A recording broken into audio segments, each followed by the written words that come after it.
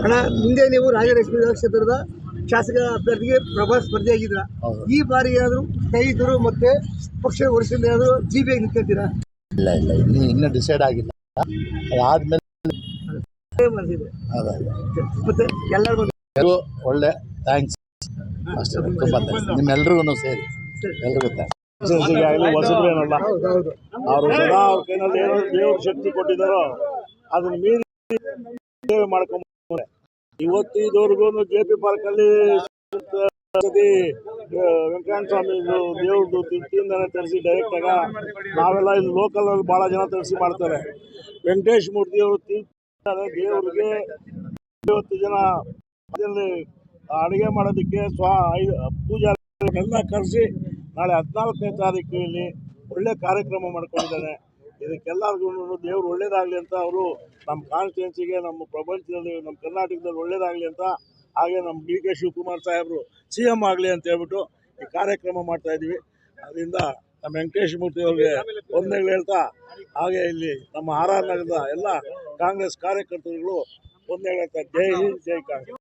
ನಮ್ಮ ವೆಂಕಟೇಶ್ ಮೂರ್ತಿ ಅವ್ರದ್ದು ನಮ್ಮದು ಇಲ್ಲೇನು ಇಲ್ಸೆ ನೆರೆಯಿರ್ತೀವಿ. ನಮ್ದು ಎಲ್ಲರದ್ದು ಸುಮಾರು ಒಂದು 30-35 ವರ್ಷದ ಗೆಳೆತನ. ಅವ್ರನ್ನ ಒಂದು ಆ ಕಾಲದ ಚಿಕ್ಕ ಹುಡುಗರಿಂದ ನಾವು ಒಡನಾಟ ಇದೆ. ನಾವು ಅವತ್ತಿಂದ ನೋಡ್ಕೊಂಡು ಬರ್ತಾಯಿದ್ದೀವಿ.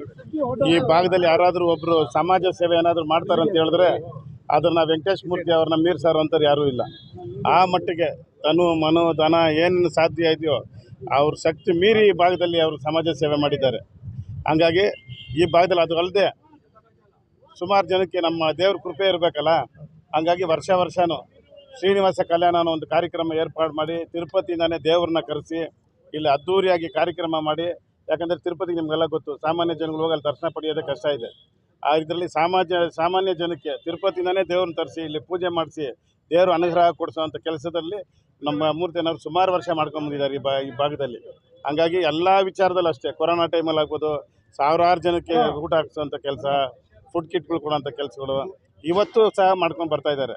ಹಂಗಾಗಿ ದೇವರು ಅವ್ರಿಗೆ ಒಳ್ಳೆ ಆಯುಸ್ಸು, ಆರೋಗ್ಯ, ನೆಮ್ಮದಿ, ಸಂತೋಷ, ಜೊತೆಗೆ ಮುಂದೆ ಬರುವಂಥ ಚುನಾವಣೆ ಅದು ಇದು ಬಂದಾಗ ಅವ್ರಿಗೂ ಒಂದು ರಾಜಕೀಯ ಭವಿಷ್ಯ ಕೊಡಲಿ ದೇವರು.